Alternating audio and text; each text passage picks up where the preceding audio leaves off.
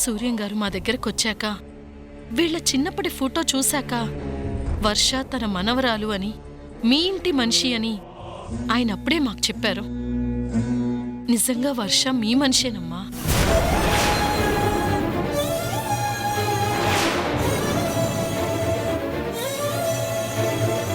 అమ్మా సమంత, నీతో అబద్ధం చెప్పవలసిన అవసరం మాకు లేదమ్మా. అందరం కలిసిపోయామనుకునే క్రమంలో అనుకోని ఒక సంఘటన జరిగింది. ఆ బాలకోటి మమ్మల్ని చంపాలని చూసినప్పుడు నేను కీర్తిని వర్షం తీసుకుని అడవుల్లోకి పరిగెత్తాను. ఆ రోజు వాళ్ళని కాపాడడం కోసం నేను వాళ్ళని ఒక ఆటోలో కూర్చోబెట్టాను. కానీ నేను అక్కడికి వచ్చేసరికి ఆ ఆటో అక్కడి నుంచి వెళ్ళిపోయింది. తర్వాత రౌడీలు నన్ను వెంబడించారు. నా తల మీద బలంగా కొట్టడంతో నేను స్పృహ కోల్పోయాను. నా గతం గుర్తొచ్చేసరికి ఎన్నో ఏళ్ళు గడిచిపోయాయి. కీర్తి నా కళ్ళ ముందే ఉన్నా తను రాణి అని చెప్పడం వల్ల రాణియే కీర్తి అని, ఈ వర్షయే మన వర్ష అని నేను తెలుసుకోలేకపోయానమ్మా. తర్వాత అన్ని నిజాలు తెలిసాయి. కానీ ఈ నిజాన్ని ఎవరితో చెప్పొద్దని వర్ష నా దగ్గర మాట తీసుకుంది. నీ జీవితం గురించి ఆలోచించింది కాబట్టే అంత పెద్ద నిర్ణయం తీసుకుంది. మన మనిషి కాకపోతే నీ మీద అంత మమకారాన్ని ఎందుకు చూపిస్తుంది? ఈ వర్షకి మీ మేనత్త పేరు పెట్టామమ్మా. తన త్యాగమే ఈ వర్షకొచ్చింది. దయచేసి అర్థం చేసుకోమ్మా. ఇంకా ఏంటి ఆలోచిస్తున్నావు? ఇంతమంది చెప్తున్నాం కదా, మన ఇంటి మనిషి గురించి మనకు తెలీదా? వర్షకి మన మీద మమకారం ఉంది. తనని చూడగానే మాకే తెలియకుండా ఒక అభిమానం కలిగింది. అదేనే రక్త సంబంధానికి ఉన్న నిదర్శనం. ఎంత దూరంగా ఉన్నా ఆ బంధం మనకు తెలియకుండానే కలుపుతుంది. ఇంకా ఇది నీకు అర్థం కాకపోవడం మాకు చాలా ఆశ్చర్యంగా ఉంది.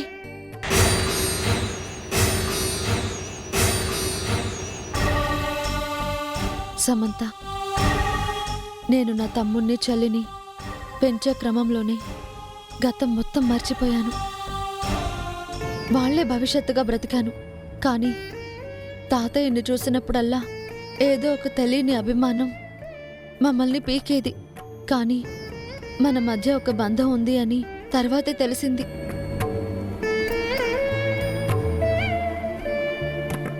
నా తల్లిదండ్రులు నాకు దూరమైనా నా వాళ్ళంటూ మీరందరూ ఉన్నారు.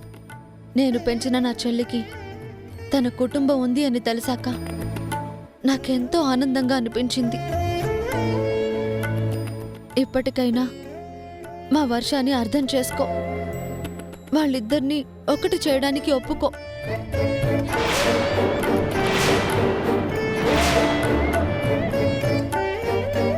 చూడు సమంత, ఇంతమంది చెప్తున్నది అబద్ధమని నువ్వు కొట్టిపడేయటం కరెక్ట్ కాదు. ఈ పెళ్లి జరిగిపోతే అందరూ హ్యాపీగా ఉంటారు. నీ జీవితం బాగుండేలాగా అందరూ చూసుకుంటారు. దయచేసి అర్థం చేసుకో.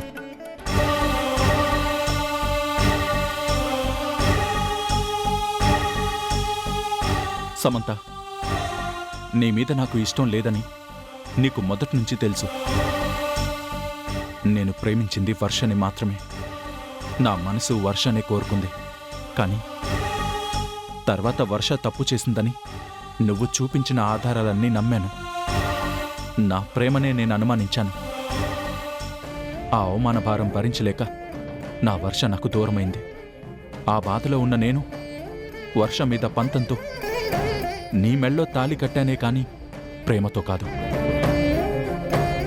దయచేసి నన్ను అర్థం చేసుకో.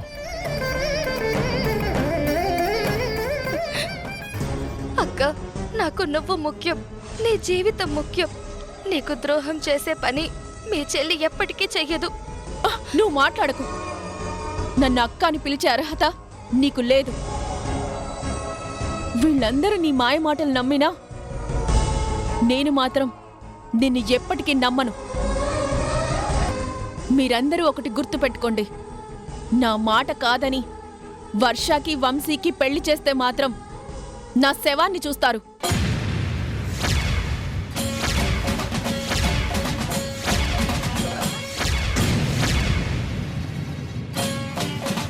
ఈ సమంత ప్రాణం తీసుకోవడానికైనా ఒప్పుకుంటుందేమో కానీ నా కంఠంలో ఊపిరున్నంత వరకు వీళ్ళిద్దరు ఒక్కటవుతారంటే మాత్రం నేను చూస్తూ ఊరుకోను.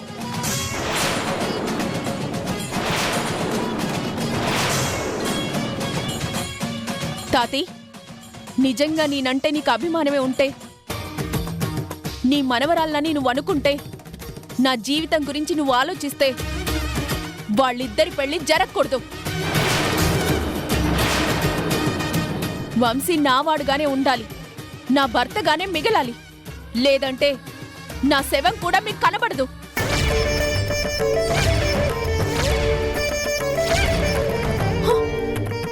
సమంత సమంత శామ్. సమంత ఉండవే. అమ్మా సమంత. ఏమండి, సమంత వెళ్ళిపోతుందండి. సమంత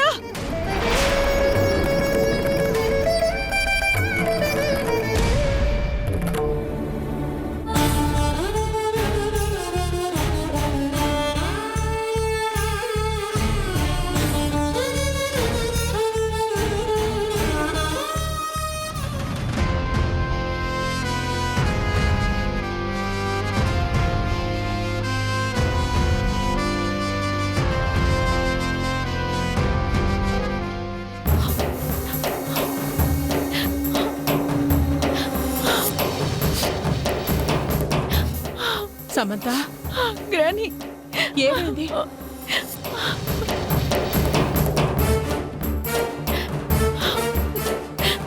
సమంత ఏమైంది? ఎందుకు ఏడుస్తున్నావు? నా జీవితానికి ఏడుపు కాకుండా ఇంకేం మిగిలింది గ్రాని? అందరూ ఒకటైపోయారు. ఆ వర్ష వైపు తిరిగిపోయారు. నన్నేమో ఒంటరిదాన్ని చేశారు. ఏం మాట్లాడుతున్నావు సమంత? వర్షకి కళ్యాణ్కి పెళ్ళి అయిపోయింది కదా. ఇక వంశీ నీ వాడైపోతాడు కదా. ఇప్పుడెందుకు ఇలా ఏడుస్తున్నావు? లేదు గ్రాని, నేను అనుకున్నదొకటే, అక్కడ జరిగిందొకటే. నా ముందు నుంచి చెప్తూనే ఉన్నావు కదా, వర్షాన్ని నమ్మకు, తనంత మంచి మనిషి కాదు, అందరినీ తన వైపు తిప్పేసుకుంటుంది అని. ఇప్పుడు అదే జరిగింది గ్రాని. అసలేం జరిగిందో ముందు అది చెప్పు. నీ మాటలు వింటుంటే నాకేదో భయంగా ఉంది. నా ఎప్పుడో చెప్పావు కదా గ్రాని, ఆ వర్ష నీ సొంత చెల్లెలని అందరూ చెప్తారని. ఇప్పుడు అందరూ అదే చేశారు. చివరికి తాతి కూడా అదే చెప్పారు. ఆ సూర్య మాటలు నమ్మారు. నాని ఎలాగో వాళ్ళ వైపే ఉంటుంది. తాతి కూడా మారిపోయారు. సమంత, అసలు అక్కడ ఏం జరిగిందో ముందు అది నాకు చెప్పు.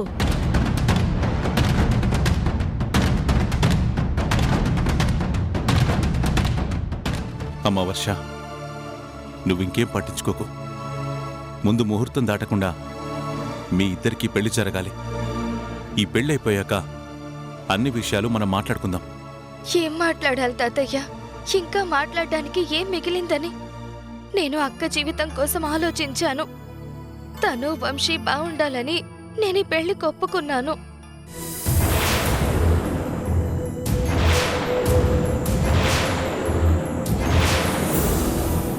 ఏ నిజమైతే బయటకు రాకూడదని నేనింతకాలం భయపడ్డానో అది ఈరోజు బయటకొచ్చింది.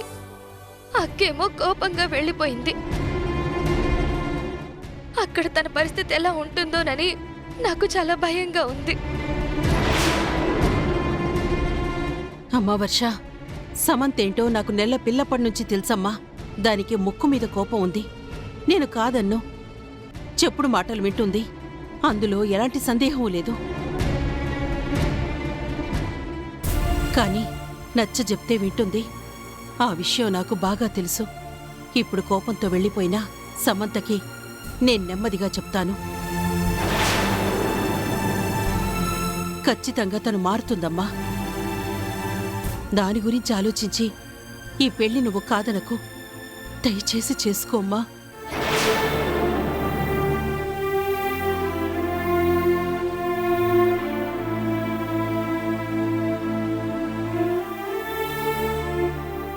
అది గ్రాని జరిగింది. అందరూ కలిసి వంశీకి వర్షకి పెళ్లి చేయాలని ప్రయత్నిస్తున్నారు.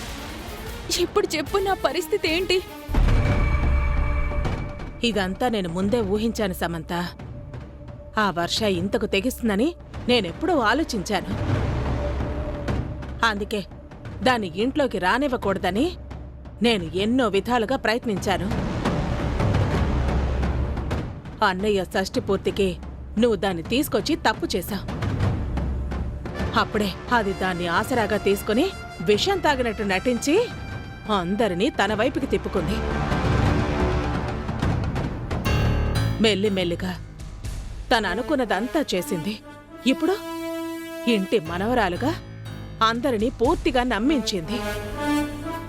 ఇక వర్ష అనుకున్నదే జరుగుతుంది. తను ఇంటికి మహారాణవుతుంది. నిన్ను నీ ఇంట్లోనే దాసిని చేస్తుంది. అలా జరగనివ్వను. దాన్ని ఇంట్లో కూడా అడుగు పెట్టనివ్వను. నేను కావాలో అది కావాలో తేల్చుకోమని తాతకి చెప్పే వచ్చాను. నా వాళ్ళు నా కోసం వస్తారు, దాన్ని తీసుకురారు. నువ్వెంత పిచ్చిదానివి సమంత. నువ్వు తెలివైన దానిలా కనిపించే తెలివి తక్కువ దానివి. ఆ వర్ష అమాయకురాలుగా కనిపించే అతిపెద్ద మేధావి. అందుకే నీ కన్నీళ్లకు కూడా ఎవరూ కరగలేదు. అందరి ముందు నిన్ను కొట్టారు. వర్షాని దేవత అన్నారు. చూసావా అది ఎంత నాటకవాడిందో. ఇప్పుడు అందరూ ఇంటికొస్తారు. నిన్ను ఒప్పించడానికి ప్రయత్నిస్తారు. 4 మంచి మాటలు చెప్తే నువ్వు నమ్మేస్తావని వదినికి కూడా తెలుసు. అందుకే నీతో మాట్లాడి నిన్ను ఒప్పించే ప్రయత్నం వాళ్ళు చేస్తారు. అప్పుడే నువ్వు లొంగకుండా ఉండాలి. నేను ఏ విషయాన్నైనా నమ్ముతాను గాని ఆ వర్ష నా చెల్లెలంటే నేనెలా నమ్ముతాను? అది చచ్చినా జరగదు. అది నువ్వనుకున్నంత తేలిక కాదు. వాళ్ళు ఎటు నుంచి ఎలా అయినా మాట్లాడతారు. అది నువ్వు ఊహించలేవు.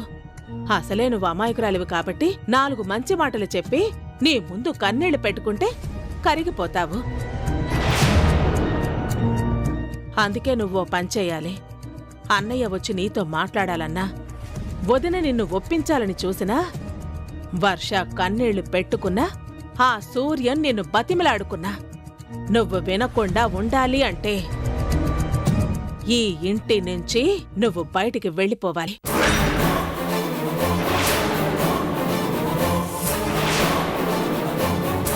ఒక 2-3 రోజులు దూరంగా ఎక్కడైనా ఉండు. ఫోన్ సిగ్నల్లో కూడా అందుబాటులోకి రాకు.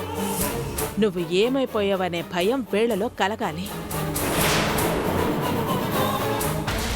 అప్పుడే నీ గురించి వెతకటం మొదలు పెడతారు. నీకేం కావాలో అది చేస్తారు. వర్షాన్ని ఇంటికి దూరంగా పంపించేస్తారు. ఏదైనా ఇలా జరగకపోతే నీ స్థానం వర్షాకిస్తారు.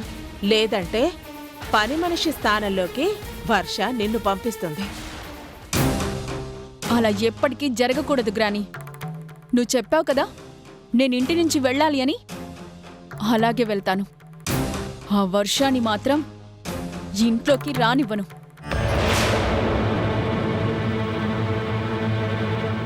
వర్ష,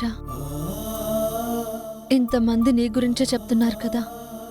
నువ్వింకా ఇలా మొండి పట్టు పట్టడం కరెక్ట్ కాదు. అన్నీ సర్దుకుంటాయి. అందరం కలుస్తాము. అవునమ్మా, పూర్ణ చెప్తుంది కదా సమంతతో మాట్లాడి ఒప్పించొచ్చని. సమంతని మేమందరం బ్రతిలాడుకుంటాం. నువ్వింకేమో ఆలోచించకమ్మా.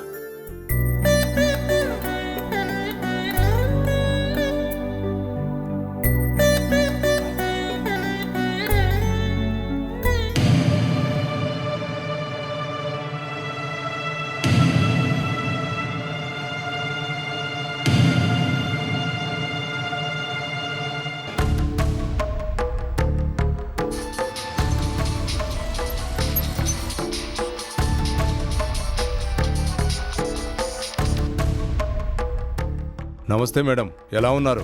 నేను చాలా బాగున్నాను. ఇప్పుడు నేను చెప్పిన పని నువ్వు వెంటనే చెయ్యాలి. అలా చేస్తే నీకు కావాల్సినంత డబ్బిస్తాను. చెప్పండి మేడం, మీరు డబ్బులు ఇస్తానంటే ప్రాణాలు తీయడానికి కూడా వెనకాండు.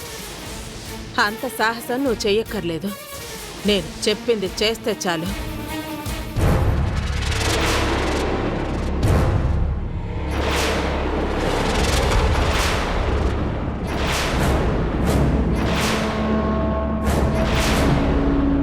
అది ప్లాన్.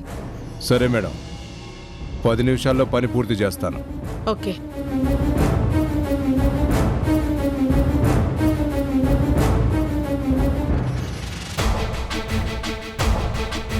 చూడు సమంత, నువ్వు కన్నీళ్లు పెట్టుకుంటుంటే నాకు బాధ పెరుగుతోంది. కానీ నీ బాధను తీర్చేవాళ్ళు ఎవ్వరూ ఉండరు. ఇప్పుడు నీ కన్నీళ్లకి విలువలేదు, నీ కోపానికి మాత్రమే విలువ ఉంటుంది. వాళ్ళొచ్చి నీకు ఏం చెప్పాలని చూసినా సరే నువ్విక్కడి నుంచి వెళ్ళిపోవాలి. ఎవరికీ కనిపించనంత దూరంలో ఉండాలి. నీ కోసం వాళ్ళు కళ్ళు కాయలు కాచేలా ఎదురు చూడాలి. అప్పుడే నీ మీద బెంగ పెరుగుతుంది. వర్షాన్ని తీసుకొస్తే నువ్వు దూరం అవుతావన్న భయం పెరుగుతుంది. మళ్ళీ నీ మీద ప్రేమ పెరుగుతుంది. అలాగే గ్రాని, నా మంచి కోరుకునేదానివి నువ్వొక్కదానివి.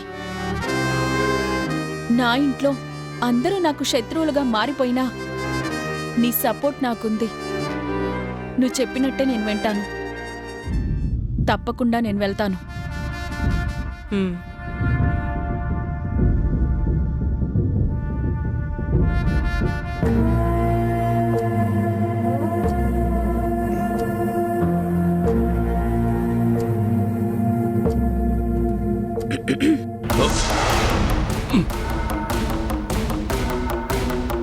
ఇవిగోండి మేడం. నీ డబ్బులు నీకు సెండ్ చేస్తాను, వెళ్ళు. అలాగే మేడం, ఉంటాను.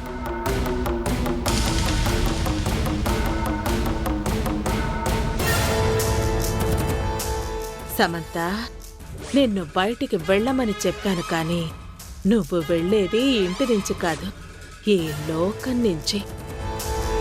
నువ్వు చనిపోతే ఆ బెంగతో మీ నానమ్మ తాతయ్య పోతారు. ఆ వర్షాన్ని బెడపట్టుకుని నేను బయటికి గెంటుతాను. అప్పుడు ఈ ఆర్థిక సామ్రాజ్యానికి, శంకర్ గ్రూప్ ఆఫ్ ఇండస్ట్రీస్కి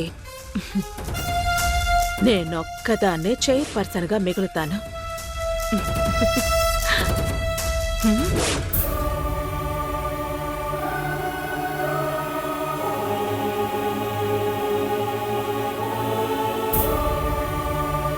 అయ్యా, ముహూర్తానికి ఇంకా 5 నిమిషాల సమయం మాత్రమే ఉంది. వివాహం జరుగుతుందా లేదా?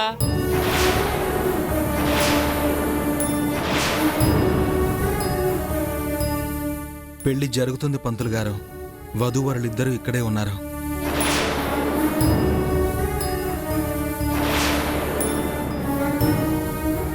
వెళ్ళు వంశీ, వర్ష మెళ్ళో తాలి కట్టు.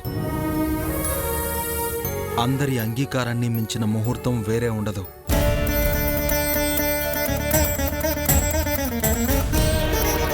ఇక్కడున్న వాళ్ళందరూ మీ పెళ్లి జరగాలనే కోరుకుంటున్నారు. మీ ఇద్దరూ ఒకటవ్వాలనే ఆశిస్తున్నారు.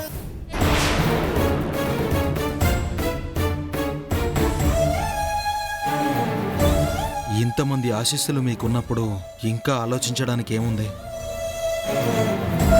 లేదు కళ్యాణ్ గారు, నా పెళ్లి ఇలా జరుగుతుంది అంటే నేను ఎప్పటికీ ఒప్పుకోను.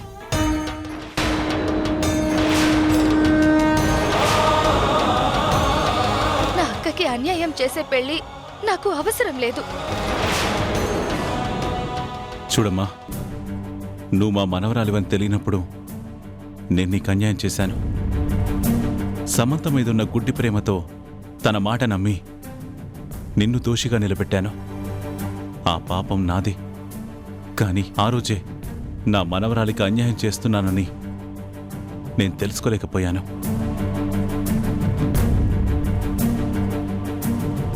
అదే పాపం శాపంగా మారింది.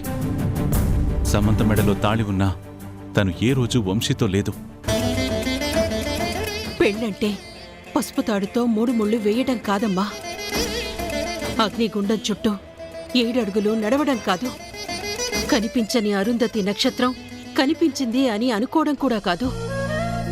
నిజమైన పెళ్లికర్థం ఒకరి మనసులో ఒకరికి స్థానం ఉండాలి. ఒకరి మీద ఒకరికి చచ్చేంత ప్రేమ ఉండాలి.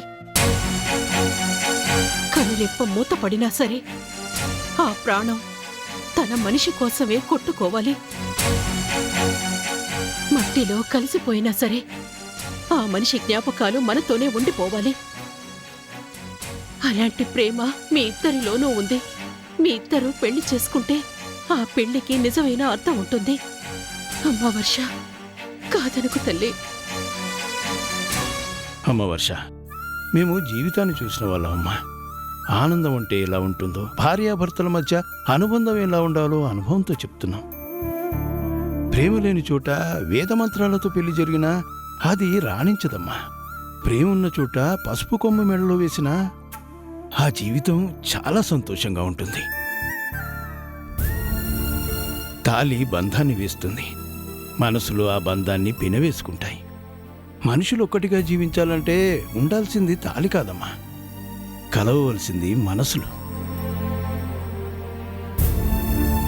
మీ మనసులు కలిశాయి కాబట్టి ఈ తాళి బంధంతో మీరిద్దరూ ఒకటవ్వాలని మేమందరం కోరుకుంటున్నాం. వర్ష, నీ పెళ్లి ఆపాలి అనుకున్నాను, నీ జీవితాన్ని నిలబెట్టాలి అనుకున్నాను. నిన్ను పెంచిన మమకారంతో నేనలా ఆలోచించుండొచ్చు. వీళ్ళంతా నీ వాళ్ళు కాబట్టి నీకు మంచి జీవితం కావాలని కోరుకోనుండొచ్చు. కానీ కళ్యాణ్ గారు చేసిన త్యాగం మాటల్లో చెప్పలేనిది. తన కూతురికి తల్లిని తీసుకురావాలన్న ఆశతో నిన్ను పెళ్లి చేసుకోవాలనుకున్నారు. కానీ ఆ ఆశ కన్నా మీ ప్రేమ గొప్పదని నమ్మారు కాబట్టే మీ ఇద్దరికి పెళ్లి చేయాలనుకుంటున్నారు. ఆయన మాటకైనా నువ్వు విలువివ్వాలి కదా. నిజమైన ప్రేమని గెలిపించాలి కదా.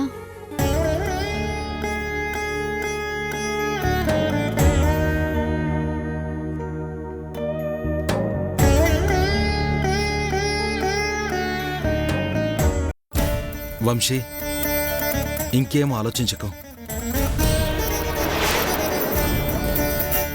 వెళ్ళి వర్ష మెడలో తాలి కట్టు.